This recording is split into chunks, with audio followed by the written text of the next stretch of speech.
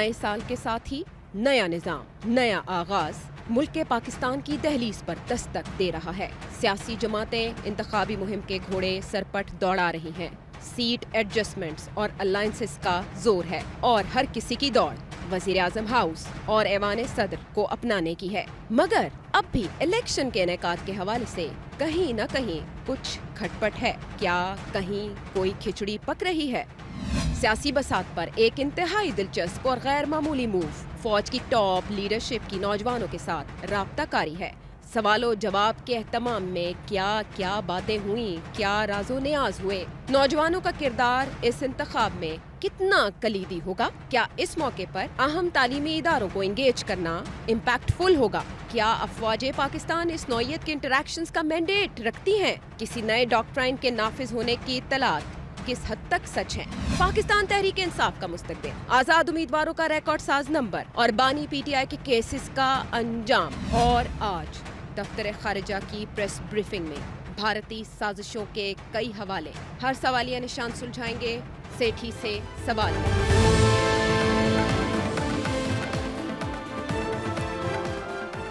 अस्सलामुअलैकुम, सेठी से सवाल के साथ मैं हूँ सैयदा आयशा नाज और मेरे साथ मौजूद हैं नजम सेठी साहब। अस्सलाम वालेकुम।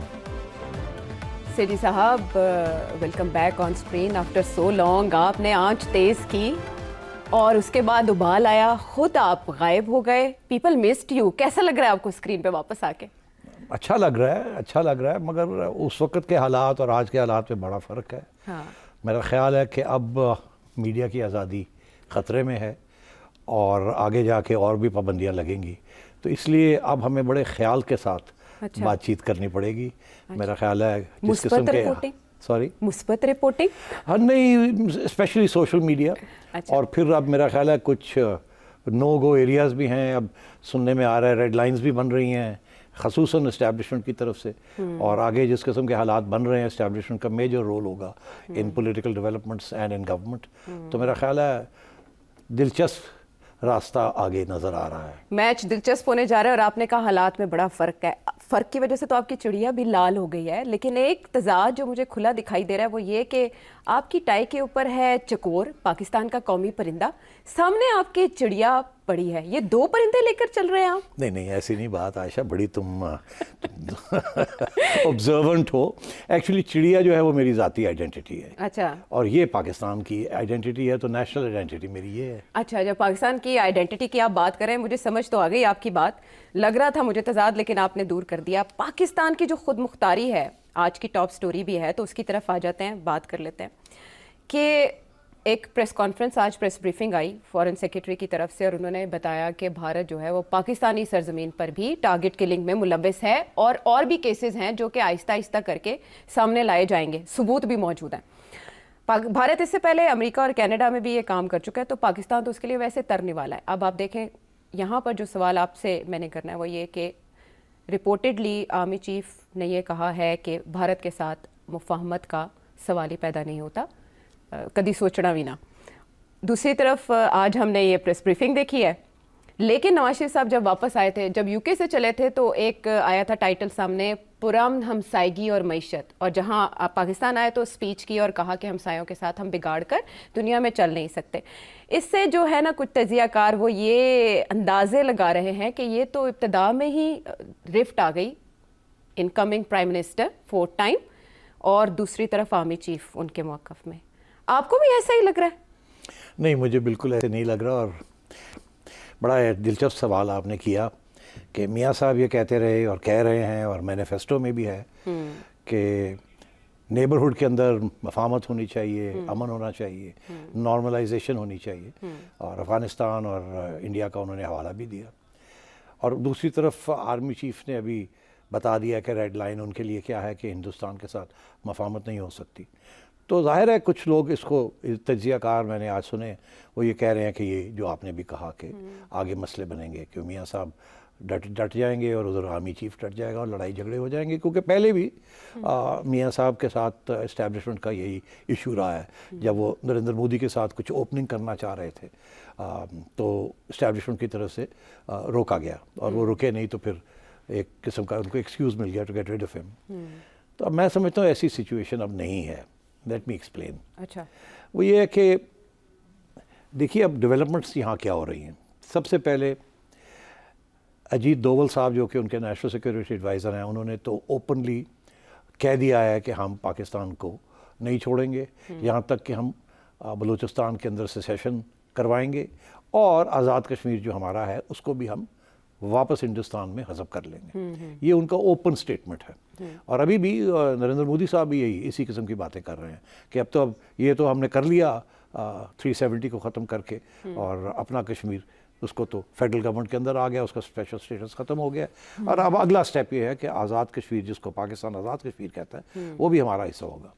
तो एक तरफ तो ये खुलेआम उनकी ये एक फ़लसफ़ा स्ट्रेटिजिक डिफेंस, जिसे वो कहते हैं ऑफेंसिव डिफेंस, इसको ये चल रहा है। अच्छा। दूसरी तरफ आपने देखा कि हिंदुस्तान, नरेंद्र मोदी हमेशा जबकि इलेक्शंस के करीब आते हैं तो वहाँ पाकिस्तान का कार्ड खेला जाता है।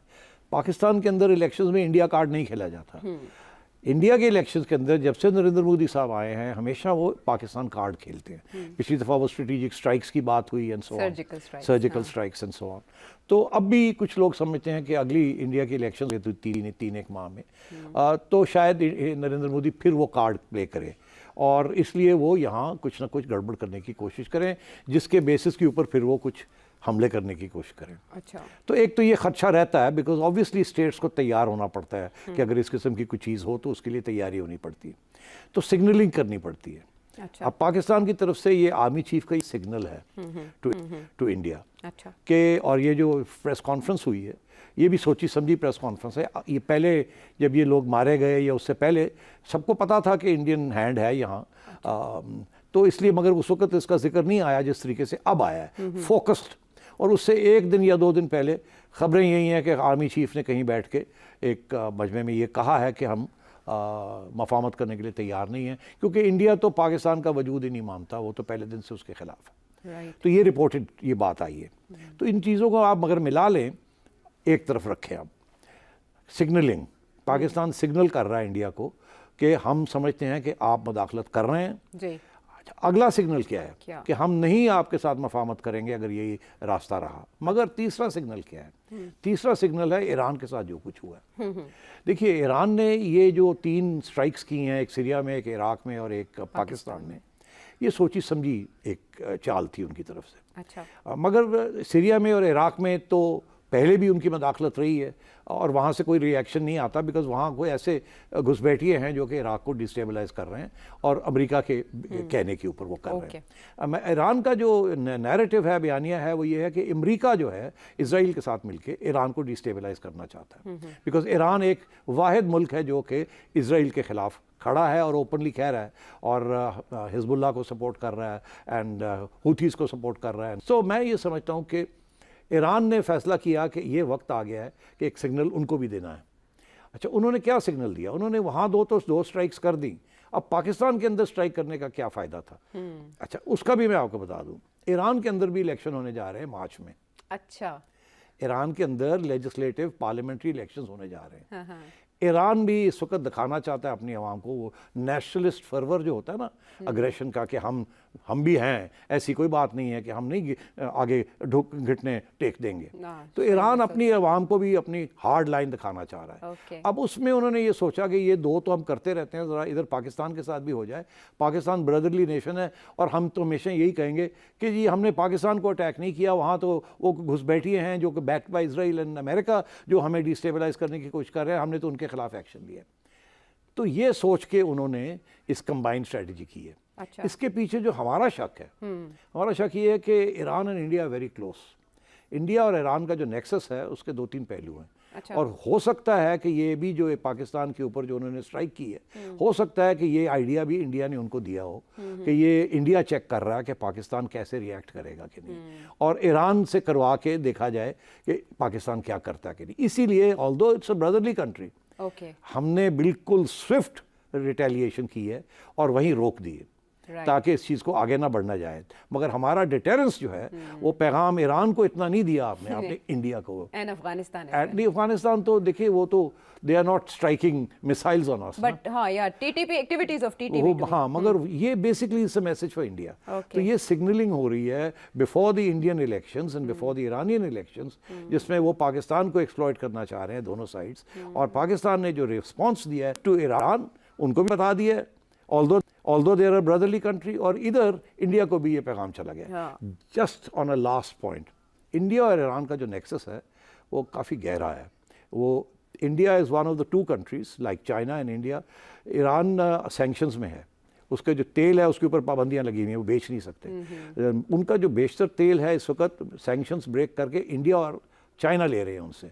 सो Iran is very closely linked to China and India in terms of oil supplies. India is the only country जिसने अमेरिकन एम्बार्गो को तोड़ा है, और उसके खिलाफ अमेरिका भी कुछ नहीं कर सकता। इसीलिए अमेरिका और इंडिया जो है वो चाबहार पोर्ट को भी डेवलप कर रहा है, और वहाँ से एक सड़क बना रहा है टूवर्ड्स अफगानिस्तान, ताकि ये पाकिस्तान के साथ जो अफगानिस्तान की डिपेंडेंस है उसको भी ख़त्म किया जाए। तो ये काफ़ी इंटरेस्टिंग नेक्सस है, और ये ऐन मुमकिन है कि ये जो पाकिस्तान के ऊपर स्ट्राइक की है ईरान ने, ये इंडिया के साथ कुछ सोच विचार करके की है, और India is also testing the waters. और ये जो हमने जो बयान दिया है आर्मी चीफ ने भी, और जो इधर फॉरेन सेक्रेटरी ने भी जो कहा है, ये सोचा समझा बयान है, इसको एज अ सिग्नल देखना चाहिए कि if India tries to do something we are ready for it. अच्छा चलिए, ये नवाज शरीफ साहब के साथ इसका कोई ताल्लुक नहीं है कि जी वो आएंगे तो वो ये करेंगे और आर्मी चीफ जो है वो कहेंगे ये नहीं हो सकता। This is purely in local tactical sense जो चीज़ हो रही है। नवाज शरीफ साहब इतने बेवकूफ़ नहीं हैं कि वो आके आर्मी चीफ के साथ लड़ाई झगड़ा कर लें on an issue as sensitive as this. और ये बात जो होती है ये मिलजुल के बात आगे बढ़ती है, और अगर कोई नॉर्मलाइजेशन भी होनी होगी तो वो देखना पड़ेगा कि नरेंद्र मोदी इलेक्शन से पहले क्या करते हैं, किस तरीके से, और उसके बाद उनका रवैया क्या होता है, तो फिर जाके ये बात आगे बढ़ेगी। ऐसे नहीं होगा कि नवाज शरीफ आएंगे और कहेंगे जी मैंने तो इंडिया के साथ हैंडशेक करना है, वो गालियां दे रहे हों या वो आपके खिलाफ कोई स्ट्रैटेजी बना रहे हों, ऐसे नहीं होगा। It's going to be a sophisticated approach. Okay, यानी ये तो क्लियर हो गया हमें सारे फॉरेन अफेयर्स के। आपने जो एलैबोरेट करके बताया कि नवाज शरीफ साहब की फॉरेन पॉलिसी जो सोच के आए होंगे उसके लिए कोई थ्रेट नहीं है इसमें, जो एक अंडरस्टैंडिंग है। जब आर्मी चीफ की इंटरेक्शन की बात होती है तो सिर्फ आर्मी चीफ ने इंटरेक्ट नहीं किया स्टूडेंट्स के साथ, जिन सेशंस का आप हवाला दे रहे हैं उसमें DGISI भी इंटरेक्ट कर चुके हैं, और शहबाज शरीफ साहब भी किसी और जगह मौजूद थे, लेकिन उन्होंने भी स्टूडेंट्स के साथ उनके क्वेश्चंस वहाँ पर हुए, बड़े इंटरेस्टिंग हुए, जिसमें आर्मी के बजट की भी बात हुई, फ्रीडम ऑफ एक्सप्रेशन की भी बात हुई, politics, elections and everything, even governance. तो जो रिपोर्ट हुआ है उसमें तो ऐसे लग रहा है कि आर्मी चीफ एक डायरेक्शन दे रहे हैं कंट्री को, लेकिन इलेक्शन से कुछ ही दिन पहले ऐसा क्यों किया गया, बताएं। देखिए इस इलेक्शन में किस तबके का या किस ग्रुप का या किस सेक्शन ऑफ द पॉपुलेशन का सबसे अहम रोल है आगे? यूथ जो है, जो कि ऑल सर्वेस दिखा रहे हैं कि यूथ की जो इंक्लिनेशन है वो PTI की तरफ है।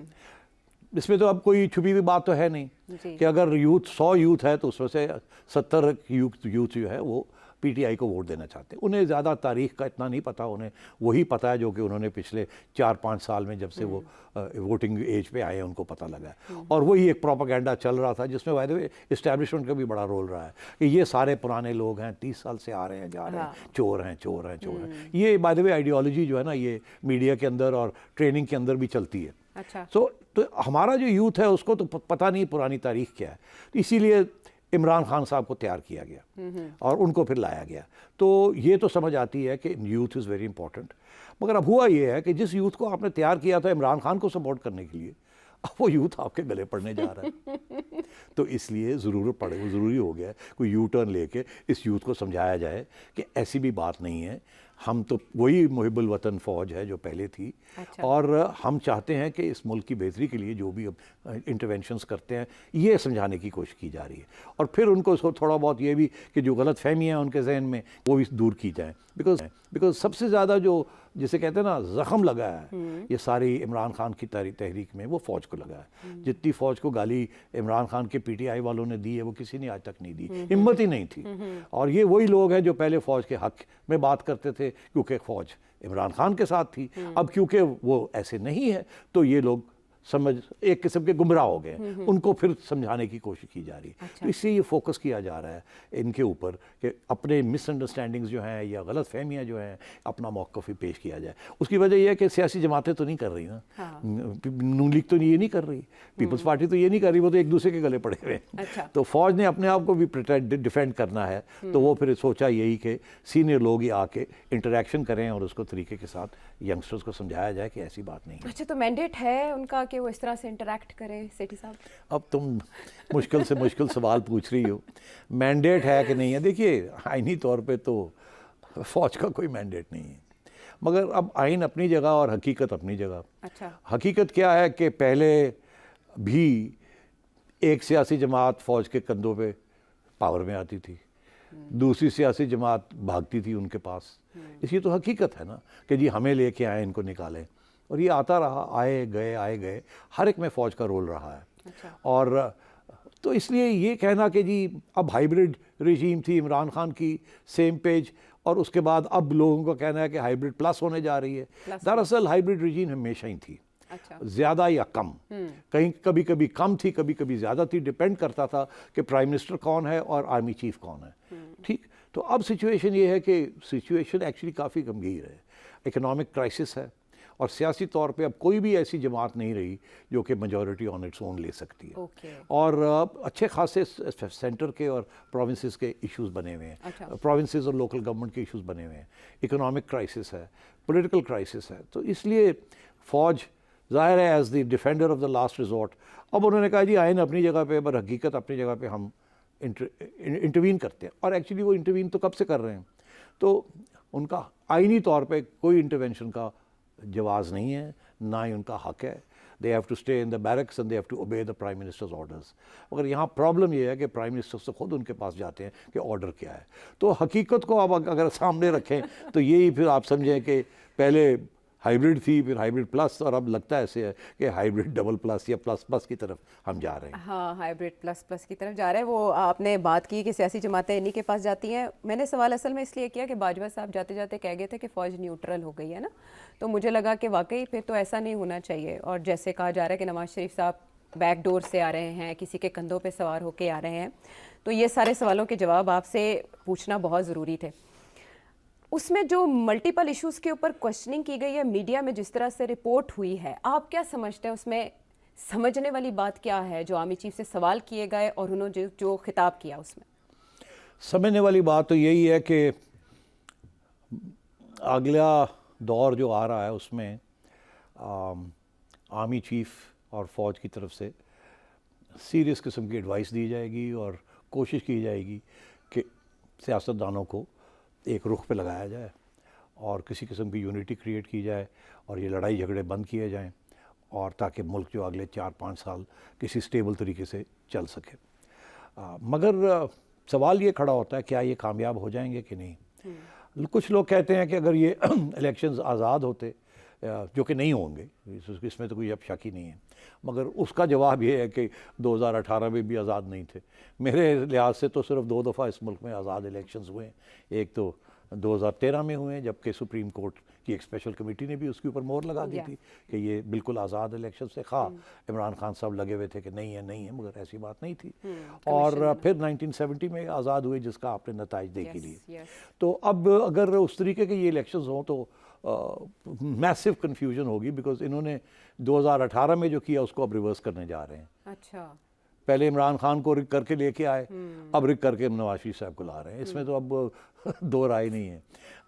तो मैं ये समझता हूँ कि this is a very tricky situation, because ये मुमकिन नहीं है कि नवाज शरीफ साहब को वो ओवरऑल मेजॉरिटी मिल जाए। अच्छा। वो कोशिश बिल्कुल होगी उनकी, पॉपुलर भी हैं। अब सारे जो आप देख रहे हैं जो पोल्स आ रहे हैं कि वो नीचे से ऊपर आ रहे हैं पंजाब में स्पेशली, और यही बैटल ग्राउंड तो पंजाब ही है। मगर बहुत से इसमें इफ्स एंड बट्स हैं, और वो इफ्स एंड बट्स यही हैं कि पीटीआई का क्या होगा, लोग आएंगे नहीं आएंगे, वोट डालेंगे नहीं डालेंगे, ये जो बैट ले छीन लिया गया है उसका क्या नेगेटिव इम्पैक्ट होगा, आपस में लड़ाई झगड़े हैं, इंडिपेंडेंस रहेंगे इंडिपेंडेंट एस पीटीआई पार्टी या अलग होकर कहीं और चले जाएंगे, ये सारी चीज़ें अब आप आगे देखने वाली हैं। अच्छा। तो इसलिए मैं समझता हूँ कि you have to wait and see how the numbers fall and what happens eventually, किस किस्म की कोalition गवर्नमेंट बनेगी और उस कोalition गवर्नमेंट के अंदर खींचताई कैसे होगी, कौन क्या मांगेगा क्या नहीं मांगेगा, आपने अभी देख ही लिया आयशा के वो जरदारी साहब कहते हैं मुझे प्रेसिडेंसी में बिठाएं और बिलावल को प्राइम मिनिस्टर बिठाएं, ठीक है। उधर ये बातें हो रही हैं कि जी प्राइम मिनिस्टर भी नून लीग का होगा और चीफ मिनिस्टर पंजाब भी नून लीग का होगा, ठीक है ना। तो ये सारी चीज़ें चल रही हैं, फरमाइशी लिस्ट जो है वो पहुंच चुकी है। अच्छा, लेकिन ये जो इम्पैक्ट होगा इन इंटरेक्शंस का कि यूथ को इंगेज कर रहे हैं, शहबाज शरीफ साहब भी, आपने कहा यूथ वोटर जो है वो माइल है पीटीआई की तरफ, क्या इम्पैक्ट इतने दिनों में क्रिएट हो जाएगा, ब्रेन वॉश हो जाएगा? 5th जनरेशन वॉर के बाद ये 6th जनरेशन वॉर के जो टैक्टिक्स हैं इनका कोई फायदा? नहीं, देखिए थोड़ा बहुत तो असर पड़ता ही है, ये तो नहीं कह सकते कि कोई असर नहीं पड़ता। आफ्टर ऑल फौज की भी एक कंस्टिट्यूंसी है, अभी भी आप वो और बात है कि आप समझते हैं कि उनका टिल्ट टूवर्ड्स नून लीग है या एंटी इमरान खान, मगर at the end of the day ये लोग भी जो ये कहते हैं वो भी इस बात को समझते हैं कि एक किस्म की फ़ौज है जो इस मुल्क को is the glue that keeps it together in many ways, although others से it's part of the problem, तो सम अदर्स से it's part of the solution, so depends on which angle you are looking at it from. But बात यह है कि focus is on youth, किसी तरीके से यूथ को समझाया जाए कि think twice before you go and vote.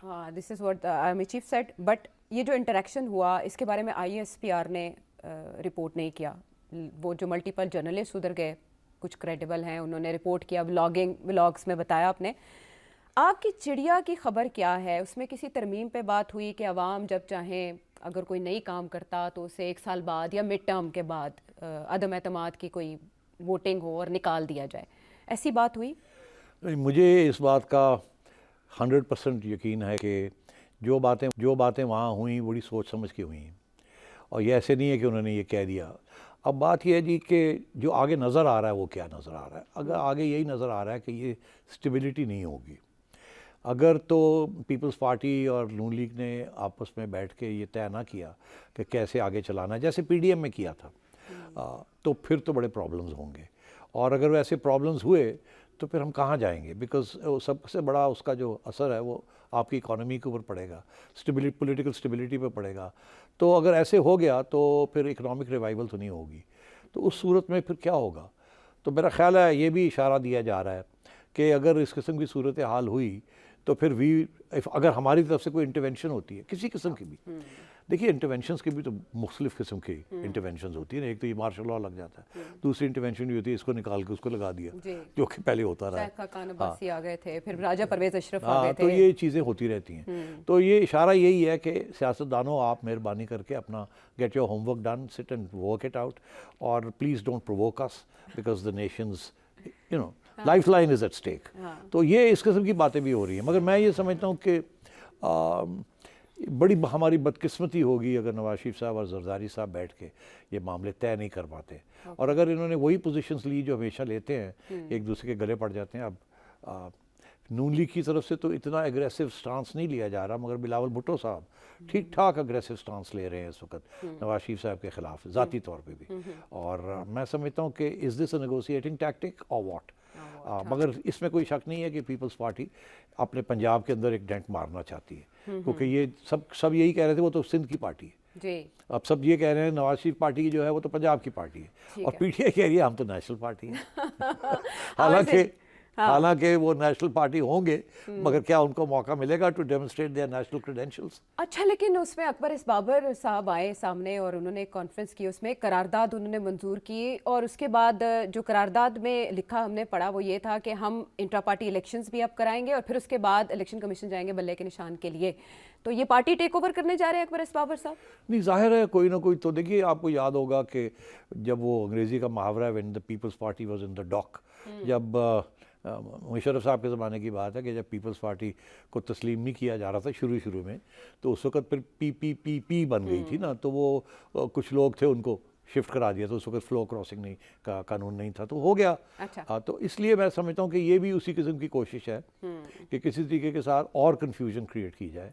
अभी देखिए ना, कन्फ्यूजन तो 2-3 किस्म की चल रही है ना अभी, वो बैट नहीं है, पता नहीं कितने सिम्बल्स हैं, और फिर कुछ लोग कहते हैं पीटीआई के एक ही सीट के अंदर 2-2 3-3 पीटीआई कह के खड़े हो रहे हैं, तो खड़े कराए जा रहे हैं या खड़े हो रहे हैं, या पीटीआई की अपनी पार्टी ऑर्गेनाइजेशन नहीं है जो कि इस किस्म की कन्फ्यूजन को संभाल ले, और तो ये सारी चीज़ें पीटीआई की चल रही हैं। तो इसलिए उसके अंदर और भी अब कन्फ्यूजन होगी कि अगर बाबर साहब ये कहते हैं कि जी अब असली पीटीआई मैं हूँ, तो ये सब चीज़ें वो हैं जो कि पीटीआई का वोट को ब्रेक करेगी और उसको डाइल्यूट करेगी। बिल्कुल ठीक, ये कन्फ्यूजन तो सिटीजन तहरीक इंसाफ के लिए बताई, लेकिन इलेक्शंस के हवाले से जो कन्फ्यूजन है वो एक एक करके दम तोड़ गई। अब भी कहीं कुछ गड़बड़ है?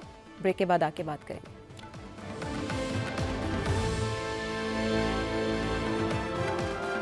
वेलकम बैक शो में एक बार फिर खुशामदीद कहते हुए सिट साहब, आपने तो मेंशन कर दिया कि विश लिस्ट डिफरेंट पार्टीज़ की क्या है, अगले सेटअप में कौन कैसा शेयर चाहता है, कौन कहाँ आना चाहता है, फेडरल में या पंजाब में। यानी इस वक्त हम इलेक्शन मोड में कम्प्लीटली हैं। वो सब जो अफवाहें थी कि इलेक्शंस नहीं होंगे वो सारी दम तोड़ चुकी हैं। We are all set. अभी भी कहीं कुछ लोगों को शक है कि कुछ गड़बड़ हो सकती है। अब सिक्योरिटी थ्रेट्स भी आ गए। मौलाना फजलुर रहमान को पहले ही थ्रेट्स हैं, फिर हम बीबी शहीद का एक वाक़या भी देख चुके हैं, पहले इलेक्शन कैंपेन के दौरान ही, उनकी वापसी के बाद ही। आप 8 फरवरी को इलेक्शन होता देख रहे हैं? जी मैं देख रहा हूँ, 8 फरवरी को इलेक्शन होता देख रहा हूँ मैं। अच्छा। मगर आपने ये जो बात की ना कि अभी तक कुछ लोग यकीन नहीं कर रहे कि इलेक्शन होगी, इसलिए वो फुल फ्लैश इलेक्शन कैंपेनिंग भी शुरू नहीं हुई। अभी कितने दिन रह गए हैं, तो इसकी वजह क्या है? अच्छा, इसकी वजह जो एक तो ये है, जाहिर है कि जी जिस तरीके से इलेक्शंस होने जा रहे हैं, अब पीटीआई वाले कहते हैं इसकी तो क्रेडिबिलिटी कोई नहीं होगी।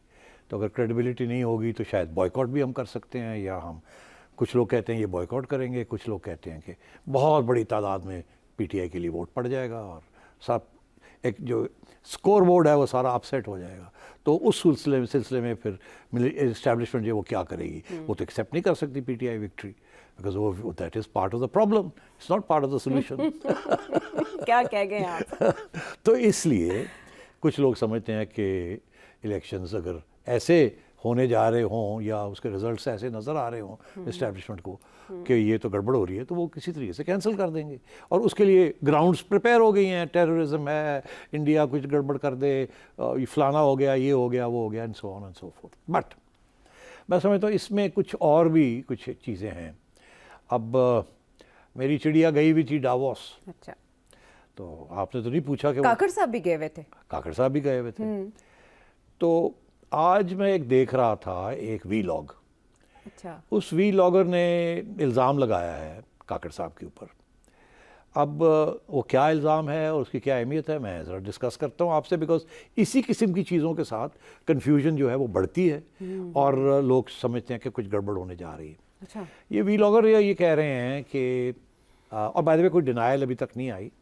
ये वीलॉगर ये कह रहे हैं कि काकड़ साहब जब डावोस में थे तो उनकी कुछ मुलाकातें हुई IMF के लोगों के साथ, और उन मुलाकातों के अंदर काकड़ साहब ने शायद ये इम्प्रेशन दिया कि कोई जब हम हैं तो क्या हम हैं, हमारा तो कोई इरादा नहीं है जाने का, आप फिक्र ना करें, we are going to make sure कि ये सारे जो रिफॉर्म्स हैं, ये सारी चीज़ें ऐसे ही मुसलसल इसका कंटिन्यू करें, तो आप फिक्र ना करें कि नई गवर्नमेंट आएगी ये नहीं। क्योंकि आपको पता है आयशा, इस वक्त सवाल जो है डोनर्स में यही है कि जो अगली गवर्नमेंट आएगी, क्या ये जो मुश्किल इक़दामात हैं, जो रिफॉर्म है, क्या अगली गवर्नमेंट पॉपुलर गवर्नमेंट होगी, इलेक्टेड गवर्नमेंट होगी, तो उनके लिए तो मुश्किल हो जाता है ना, मुश्किल डिफ़िकल्ट स्टेप्स टेक करना जिसमें आवाम के ऊपर और दबाव पड़े और गुर्बत बढ़े, and so on and so fourth. और IMF प्रोग्राम जो है वो ग्रोथ प्रोग्राम तो है नहीं, वो तो जिसे कहते हैं ना बेल्ट टाइटनिंग का प्रोग्राम है। हाँ, तो कुछ लोगों का कहना था कि वहाँ प्राइम मिनिस्टर साहब ने इस किस्म की एश्योरेंसेस दी IMF को कि आप फिक्र ही ना करें, हम हैं, जब हम हैं तो क्या गम है, हम नहीं जा रहे ये। अच्छा, अब ये तो उन्होंने शायद नहीं कहा होगा। अच्छा। मगर उन्होंने कुछ एश्योरेंसेस दी कि फिक्र ना करें, कॉन्टीन्यूटी होगी, जिसकी ये वीलॉगर ये का कहना है कि IMF वालों ने आगे कहीं बात की और कहा कि ये तो ऐसे लगता है कि इनका इरादा ही नहीं है जाने का और शायद इलेक्शन ही ना हो। क्या ये सही असेसमेंट है? ये नहीं, वो पूछ रहे थे और ये बता रहे थे कि हमारे साथ बात में उन्होंने इस किस्म का इंप्रेशन दिया। अच्छा। तो अब वहाँ से ये बात चली अकॉर्डिंग टू द वीलॉगर, तो किसी ने फिर डार साहब को फ़ोन कर मारा कि जी यहाँ तो ये बात हो रही है, तो आपको पता है या नहीं पता। खैर बात फिर वहाँ से वी लॉगर कहीं और ले गए कि जी वो फिर नवाज शरीफ साहब बड़े अपसेट हो गए, उन्होंने डार साहब को कहा कि आप जाएं और चीफ के साथ बात करें कि ये क्या बात है, ये काकड़ साहब क्या बात कर रहे हैं, सो ऑन सो फोर्थ। मैं समझता हूँ हाईली एग्जैजरेटेड। अच्छा। मेरी चिड़िया की जो खबर है वो ये है कि दिस इज़ हाईली एग्जैजरेटेड। हकीकत क्या है? हकीकत ये है कि प्राइम मिनिस्टर साहब जहाँ भी जाते हैं वो एश्योरेंस देते हैं डोनर्स को, इंटरनेशनल कम्युनिटी को, कि आप फिक्र ना करें, ये जो इकोनॉमिक रिफॉर्म प्रोग्राम है इस पे हम सब मुत्तफिक हैं, we are all on the same page. Establishment को, केयरटेकर गवर्नमेंट एंड जो अगली गवर्नमेंट आने वाली है, इसके ऊपर तय हो चुका है कि ये अब हमें करनी पड़ेंगी चीज़ें। मगर प्रॉब्लम यहाँ ये आ रहा है कि जो मैनिफेस्टोज हैं नून लीग के और पीपल्स पार्टी के, वो तो बिल्कुल इस प्रोग्राम को ओन ही नहीं करते, वो तो मलकियत लेते ही नहीं है। वो तो कहते हैं हम तो ये दे देंगे, ये दे देंगे, ये दे देंगे, ये तो वो तो दे नहीं सकते कुछ, तो वो घबरा जाते हैं इंटरनेशनल कम्युनिटी। अब आगे IMF का एक ट्रांच आना है, वो पैसे आने उन्होंने रोक दिए, ये कह रहे हैं अभी दे दें, हमें फिक्र क्यों करते हैं, ये सब कुछ ऐसे ही चलेगा। तो हो सकता है उस एश्योरेंस के अंदर कि आप क्यों फिक्र करते हैं, आई एश्योर यू कि दिस प्रोग्राम चलेगा, जिससे उन्होंने शायद ये समझा हो कि ये इनका इरादा ही नहीं है जाने का। ये एश्योरेंसेस कौन होते हैं हमें देने वाले, ये तो फारग हैं, ये तो अगले महीने जा रहे हैं, वहाँ से ये शायद। अच्छा, अब अगर ऐसी कोई बात हुई है तो मैं समझता हूँ कि प्राइम मिनिस्टर साहब ये अश्योर करने की कोशिश कर रहे होंगे कि ये एक इत्तेफाक है, कंटिन्यूटी होगी, आप फिक्र ना करें, कुछ हमारे अंदर कुछ तय हो पाया है। और स्पेशली शायद ये कह रहे, इनडायरेक्टली ये कह रहे हों कि एस्टैब्लिशमेंट क्लियर है अपने जहन में और वो बड़ी पावरफुल है और वो इस एजेंडे को चलाएगी, इसीलिए ये हाइब्रिड रजीम जो हाइब्रिड प्लस बनेगी। ये कहने की बात नहीं होती, ये तरीका होता है कन्वे करने का। अच्छा। तो वो जब उन्होंने ये कन्वे किया है तो मेरा ख्याल है वहाँ ये सोचा कि ओहो ये ना हो कि ये शायद इनका लंबा ही इरादा है रहने का। अच्छा। वहाँ से ये बात चली और चलती चलती पहुँची यहाँ कि जी प्राइम मिनिस्टर साहब जो हैं आपके, वो तो एश्योरेंसेस दे रहे हैं कि हम रहेंगे, अपना और सीवी दे रहे हैं। हाँ अपना सीवी अच्छा, लेकिन अपना सीवी दे के आपने ये क्लियर कर दिया कि पॉलिसीज की कंटिन्यूटी की बात कर रहे थे, वो अपनी कंटिन्यूटी, अपने हुकूमत की कंटिन्यूटी की बात नहीं कर रहे। देखिए वो तो हमेशा करते हैं ना। आप देखिए ना काकड़ साहब की खसूसियत ये है कि वो जिस तरीके से एस्टैब्लिशमेंट को डिफेंड करते हैं, मेरा ख्याल है आज तक तो मैंने किसी प्राइम मिनिस्टर केयरटेकर हो या ना हो उसको नहीं देखा इस तरीके से डिफेंड करते हैं। उनकी खास ट्रेनिंग नेशनल डिफेंस कॉलेज में, ये यूनिवर्सिटी में हुई है, तो वो तो जाहिर है is a product of the establishment, और आगे भी उनका जो फ्यूचर है इज लिंक टू एस्टैब्लिशमेंट जो फैसला करेगी उनके बारे में। अभी एस्टैब्लिशमेंट ने बाप पार्टी को पीपल्स पार्टी के साथ मिला दिया है और बुगटी साहब, सरफराज बुगटी साहब को चीफ मिनिस्टर बना रहे हैं वहाँ। तो काकड़ साहब तो जाहिर है उनकी हमदर्दियाँ जो हैं अब वो पीपल्स पार्टी की तरफ है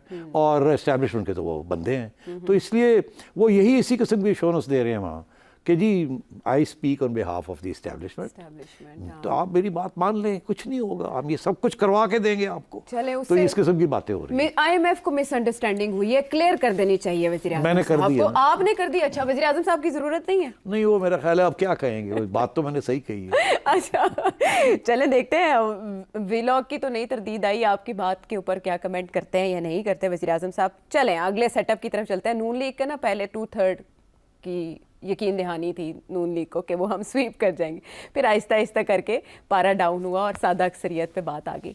चले, सादा अक्सरियत जब होगी तो मखलूत हुकूमत बनेगी, इत्तेहादी हुकूमत, उसमें किंग मेकर कौन होगा? सेठी साहब यार क्यों तुम इस किस्म के सवाल पूछती हो? क्योंकि आज पहला हमारा प्रोग्राम है, तुम बंद करवाना चाहती हो? नहीं, तुम चाहती हो कि मैं कहूँ कि हाफिज साहब किंग मेकर होंगे, ये चाहती हो मैं ये कहूँ? नहीं, तो फिर मैं नहीं कहूँगा। अच्छा ठीक है, नहीं, बहुत अच्छा है, वो तो होंगे भी नहीं। हाँ जाहिर है, हाँ वो नहीं, बज़ाहिरन नहीं होंगे। हाँ, अच्छा ठीक है। नहीं, वैसे आपको पता है माजी में किंग मेकर कौन रहे, अभी आजकल के दौर में जो डिफरेंस इन इलेक्शंस में पैदा कर सकते हैं वो है आज़ाद उम्मीदवार, लेकिन वो हलफ दे रहे हैं PTI के लिए, उधर आइन हमारा कुछ और कहता है, इलेक्शन रूल्स कुछ और कहते हैं। आसिफ अली जरदारी साहब भी एक्टिव होंगे, JKT भी, मुकाबला होगा दोनों के दरमियान, कौन जीतेगा? देखिए इसमें कोई शक नहीं है कि इंडिपेंडेंट्स जो हैं वो जो कि PTI वाले इंडिपेंडेंट्स हैं और भी हैं जो कि PTI के नहीं हैं, वो जेन्युइनली इंडिपेंडेंट्स हैं। ये सब मिल के मेरा ख्याल है इनका बहुत अहम रोल होगा कि ये कहाँ जाते हैं, किसके साथ बैठते हैं, और मैं समझता हूँ कि काफ़ी हार्ड नेगोशिएशंस होंगी पीपल्स पार्टी के दरमियान, इंडिपेंडेंट्स के दरमियान और नून लीग के दरमियान। अब मेरा नहीं ख्याल कि उसके अंदर एस्टैब्लिशमेंट कोई मदाखलत करेगी, वो चुप करके देखेगी कि ये कहाँ जा रहा है, किस तरफ जा रहा है। उन्हें कोई फ़र्क नहीं पड़ता कि अगर PTI की जो पीपल्स पार्टी की गवर्नमेंट आती है कोalition, या कि नून लीग की आती है। मगर बात यह है कि नून लीग का और इस्टेब्लिशमेंट का, नून लीग को रिप्रेजेंट कर रहे हैं नवाज शरीफ साहब, इस्टेब्लिशमेंट को रिप्रेजेंट कर रहे हैं हाफिज़ साहब। इसमें कोई शक नहीं है कि दोनों बड़े करीब हैं। अच्छा, let's be very clear. Okay, अच्छा, अगर नवाज शरीफ साहब ऐसे ना करते तो हाफिज़ साहब चीफ नहीं बन सकते थे। अच्छा। उस वक्त एक ऐसी गेम चल रही थी कि बाजवा साहब इनको नहीं बना चाहते थे कि ये ना बने, और वो किसी और को बनाना चाह रहे थे। वो फिर किसी वक्त डिस्कशन हो सकती। तो उस वक्त शहबाज शरीफ साहब के ऊपर बड़ा प्रेशर था आखिरी दिन तक कि आप हाफिज़ साहब को मत करें। और उस वक्त नवाज शरीफ साहब डट गए, उन्हें शहबाज शरीफ साहब को कहा बिल्कुल यही होना है और कुछ नहीं होना। तो मतलब है कि एक रिलेशनशिप है, इसमें कोई शक नहीं है। अच्छा। अब मगर ये तो एक ज़ाती तौर पे रिलेशनशिप हो गई, मगर आगे जो रिलेशनशिप है वो तो इंस्टीट्यूशनल रिलेशनशिप होती है। तो at the end of the day हाफिज़ साहब इज़ एन आर्मी चीफ, तो सबसे पहले उनके लिए अहमियत आर्मी की है, अपनी इंस्टीट्यूशन की है। मियाँ साहब जो मर्ज़ी सोचें, मगर at the end of the day he will do what ever he thinks is in the larger interests. अब उसमें सबका ये कहना है कि नून लीग को सबसे ज़्यादा वोट मिलेगा। अब आपके जो पोल्स हैं वो भी ये दिखा रहे हैं कि नून लीग पीछे से ऊपर आ रही है और पीटीआई नीचे जा रही है। ये तो और आगे जो नज़र आ रहा है, और ये बाय द वे कब से हुआ, जब से वो सिंबल बैट में छीन लिया गया। ठीक है, उसके बाद लोगों ने कहा अच्छा जी हुण ते मुश्किल ही है, तो हुण अपना वोट की ज़ाया करिए, हुण आप नून लीग को ही दे दो क्योंकि ये इनकी करीब, ये करीब है एस्टैब्लिशमेंट के। और जरदारी साहब तो थोड़ा अप एंड डाउन गए हैं ना। अभी दो माह पहले he was not the favourite of the establishment. वो जब पंजाब में कुछ करना चाह रहे थे तो मोहसिन नकवी को एस्टैब्लिशमेंट की तरफ से आया हुआ है, इनको नहीं सपोर्ट करना, नून लीग को करो। तो फिर वो जरदारी साहब ने मोहसिन नकवी को लाके, ओए तू की करना पे, तू तो मेरा बेटा है, तू तो मेरा बच्चा है, तू की करना पे। तो मोहसिन नकवी कभी इधर भाग रहे थे, कभी उधर भाग रहे थे। वो तो ना 3 वे गेम चल रही थी, एक तरफ उसका घर, एक तरफ हाँ। तो वो मतलब है कि एक तरफ जरदारी साहब, उसके बेटे, दूसरी तरफ नवाज शरीफ साहब, तीसरी तरफ हाफिज़ साहब। हाफिज़ साहब के साथ बड़ी दोस्ती मोहसिन नकवी साहब की। अच्छा, तो अब बात ये है कि और आजकल तो नून लीग भी बड़ा उनको उनकी अहमियत को पहचानती है, because he played a very important role. वो किसी वक्त फिर वक्त आएगा, मैं बताऊंगा। तो मैं ये समझता हूँ कि नंबर्स गेम होगी, नंबर्स गेम में एस्टैब्लिशमेंट का रोल होगा। अच्छा, वो अब क्या होगा, कि सब तक होगा, कहाँ जाके होगा, वो देखने वाली बात है। Very difficult to predict. अभी लोग तो यही, जो सारे लोग प्रिडिक्ट कर रहे हैं वो यही है कि नून लीग, और राना सनाउल्लाह साहब ने भी कहा कि हमारी 100+ सीट्स आएंगी। खैर वो तो ज़ाहिर है बढ़ा के बात करेंगे, मगर ये है कि सबसे ज़्यादा सीट्स इस वक्त सारे पोलस्टर्स जो हैं या जो तजियाकार हैं वो यही कह रहे हैं कि नून लीग की सबसे ज़्यादा सीट्स होंगी। तो ड्राइविंग सीट में तो नून लीग होगी, मगर इसका ये मतलब नहीं है कि जरदारी साहब पीछे बैठे रहेंगे। जरदारी साहब ने बड़ी हार्ड बार्गेनिंग करनी है, और आप देखिएगा आगे। और ये कुछ अरसा जैसे ही इलेक्शन ख़त्म होते हैं आयशा, उसके बाद ये शुरू हो जाएगा लेन देन, आना जाना, भाग दौड़।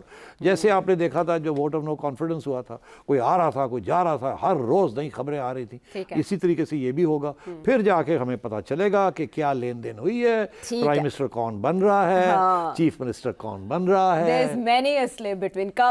तो इस वक्त कोई प्रेडिक्शन करने की जरूरत नहीं ज़रूरत है, लेकिन आपने समझने क्या जा रहा है पोस्ट इलेक्शन सिनेरियो क्या होगा। और बिलावल क्यों ताक कर पंजाब पर निशाने ले रहे हैं, स्पेशली नून लीग और नवाज शरीफ साहब पर। क्या वो लाहौर में अपनी सीट निकाल पाएंगे, और इसका फ़ायदा, इस नैरेटिव का उन्हें क्या फ़ायदा हो सकता है? ब्रेक के बाद।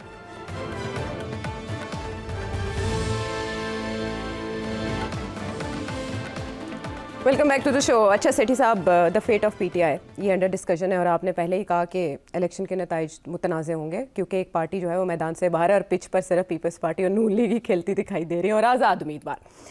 अच्छा, इलेक्शंस भी अपने फाइनल फेज़ में हैं और तेज़ी से जैसे रैप अप होते जा रहे हैं, और दूसरी तरफ हम देख रहे हैं कि बानी पीटीआई ने कहा एतवार को बाहर निकले। कोई व्लॉगर्स इसको सिविल वॉर से ताबीर कर रहे हैं जो 8 फरवरी को होने जा रही है। Do you think so? हाँ, मैंने देखा है कुछ एक्स आर्मी पीपल जो कि लंदन में बैठे हैं, वो इस किस्म की बातें कर रहे हैं कि जी एक तूफान आ रहा है और ये सारा निज़ाम, हाँ, वेव आ रही है, उड़ा के रख देगी, और आर्मी इस्टेब्लिशमेंट के लीडर्स फारग हो जाएंगे, and so on and so fourth. इस किस्म की बातें कर रहे हैं। एक्चुअली मैं समझता हूँ कि ये इतवार को कॉल दिया है इमरान खान साहब ने, तो क्या बाहर निकलें, डेमोन्स्ट्रेट वगैरह करें। मैं समझता हूँ इतना ख़ास नहीं होगा। लोग डरते हैं अभी भी, क्योंकि पहले आपने देखा लोगों को उठा के ले गए, तो अब भी उठा तो ये लोग उठे जा रहे हैं, जैसे कहते हैं। तो मेरा ख्याल है वो जो अमीर लोग हैं वो तो कम ही बाहर निकलेंगे, मगर कुछ लोग निकलेंगे, ठीक है, थोड़ा बहुत होगा और पीसफुल रहेंगे। इधर पंजाब गवर्नमेंट ने वो सेक्शन 144 लगा दिया है, तो वो तो जिसको चाहेंगे उठा के ले जाएंगे डब्बे में डाल के। तो क्या ये चाहेगी पीटीआई कि उनके इलेक्शन से पहले काफ़ी सारे वोटर जो हैं वो फिर जेल में 10 दिन के लिए जेल काटें जाके और बेलें लेने की कोशिश करें? तो मेरा ख्याल लोग केयरफुल रहेंगे। इस संडे को ख़ास मैं नहीं समझता कि कोई बड़ा डेमोन्स्ट्रेशंस होंगे या मिलिटेंट किस्म की एक्टिविटी होगी। अच्छा। अगली बात कि जी इलेक्शन के दिन क्या होगा, मेरा ख्याल है इलेक्शन के दिन लोग निकलेंगे पीटीआई को वोट डालने के लिए, मगर इतनी कन्फ्यूजन होगी कि मैं समझता हूँ कि जो बेचारे निकलेंगे भी उनको भी नहीं पता होगा कि पीटीआई का सिंबल कौन सा है, और क्योंकि हर जगह 2-2, 3-3 लोग क्लेम कर रहे हैं कि हम पीटीआई हैं। तो एक तो ये कन्फ्यूजन बैठ है नहीं, तो कन्फ्यूजन तो होगी। अभी भी एक सर्वे हुआ है, उसमें लोगों ने पूछा उनको कि आप किसके लिए वोट डालेंगे, तो उन्होंने कहा जी बल्ले के लिए, क्योंकि उनको पता ही नहीं लोगों को, बहुत से लोगों को, कि बल्ला अब नहीं है। तो वो बेचारे जाएंगे वहाँ तो बल्ला तो नज़र नहीं आएगा, तो फिर करेंगे क्या? और जिस तरीके से इलेक्शन कैंपेन चल रही है, जाहिर है वन साइडेड है तो कुछ हद तक, क्योंकि पीटीआई के लोगों को डिसअपेयर हो रहे हैं बेचारे, प्रेशर है उनके ऊपर, कोई इधर भाग रहा है, कोई उधर भाग रहा है, और इलेक्शन के दिन भी पता नहीं उनको ट्रांसपोर्ट मिलती है या नहीं मिलती। और फाइनली पीटीआई की कोई पार्टी ऑर्गेनाइजेशन नहीं है। आप यकीन करें, जो पार्टी की ऑर्गेनाइजेशन होती है, जो पीपल्स पार्टी की है या नून लीग की है, 30 साल से बनी है वो। They been in the game for 30 years। उनकी पूरी ग्रास रूट्स लेवल तक उनकी पार्टी ऑर्गेनाइजेशंस हैं, कारकुन हैं। पीटीआई बेचारे तो 2018 में भी अगर धक्का लगाया, उनको जिता दिया, नहीं तो ये तो किसी सूरत में जीत नहीं सकते थे। और इन्होंने ना पार्टी इलेक्शंस करवाए, ना कोई पार्टी ऑर्गेनाइजेशन की। वो एक खान साहब थे जो कि बैठे रहे, उनका ये ख्याल था कि वो अगले 8-10 साल के लिए हैं, पार्टी को क्या ऑर्गेनाइज करना है, मैं ही हूँ, जब मैं हूँ तो फिर और किसी चीज़ की ज़रूरत नहीं है। तो तैयारी हुई नहीं ग्रास रूट्स के लिए। तो अब ज़्यादातर इनका ये ख्याल है कि स्पॉन्टेनियसली लोग आएंगे ये। तो मैं समझता हूँ कि 8 तारीख को कोई इतना बड़ा इनकलाब नहीं आएगा, कोई ऐसी कोई चीज़ नहीं होगी, और वोटिंग होगी और उसमें पीटीआई का वोट जो है वो बिखर जाएगा। तो I don't expect anything major. और इसका सबब जो है वो कन्फ्यूजन होगी, और आपने कहा लोग भी नहीं निकलेंगे। ज़ाहिर है 9 मई के बाद जो क्रैकडाउन हुआ है उसकी वजह से भी सबको एक इशारा है। सो 9 मई आपने कहा 8 फरवरी को ये होगा, 6 फरवरी को तो फर्द जुर्म 9 मई के हवाले से लगने जा रही है बानी पीटीआई पर। इम्पैक्ट क्या होगा और मैसेज क्या है इसका? देखिए, मैसेज तो चला गया, और अगर कोई रह गया तो आखिरी नेल जो है ना वो अब ठक ठक हो रहा है कि ज़रा कफन तक पक्की की जाए सियासी। तो वो ये है कि जी पहले तो बैट छीन लिया, और उसके पहले अंदर रखा है जेल में खान साहब को, फिर ये केसेस चल रहे हैं, और कोशिश हो रही है कि जल्दी से किसी एक आध केस में इलेक्शन से पहले एक कोर्ट ठप्पा लाता जाए कि फारग है, इसकी कोई चांस नहीं है, तो आप भूल जाएं इसको कि ये किसी तरीके से वापस आ सकते हैं कि नहीं। तो मैं ये समझता हूँ कि किसी न किसी केस का शायद कोई फैसला आ जाए। वो चैलेंज करते रहेंगे, मगर it's a question of a signal कि there is no way that we will give a free hand to Imran Khan. ये जो है ना, ये इमरान खान इलेक्शन से पहले आज़ाद हो जाएंगे, जुडिशरी ये कर देगी, वो कर देगी, इसकी तवक्को ना रखें पीटीआई वाले। आखिरी बात मैं ये कहना चाहूँगा कि पीटीआई वाले बड़े अरसे से ये लगे हुए थे कि आज़ादी, हकीकी आज़ादी, and so on and so fourth. तो अब उनको आज़ादी मिल गई है ना, कि आज़ाद कैंडिडेट्स खड़े हो गए हैं, पीटीआई की पार्टी ही आज़ादी की बन गई है। तो अब सिचुएशन ये है कि और चुप हो, तो बहरहाल तो आज़ादी मांगते मांगते आज़ाद उम्मीदवार पाकिस्तान तहरीक इंसाफ को मिल गए। तो इंसान को स्पेसिफिक होना चाहिए अपनी डिमांड। आपको कोई डिमांड करते हैं, लेकिन सिर्फ एक ये हटाने से वो मंजर तब्दील हो जाता है। इसका मैसेज आखिर में यही है। सेठी से सवाल आप कर सकते हैं, स्क्रीन पर आपके सामने जो नंबर चल रहा है। आपके सवालों को हम अपने प्रोग्राम में ज़रूर शामिल करेंगे। अगले प्रोग्राम तक के लिए इजाज़त है।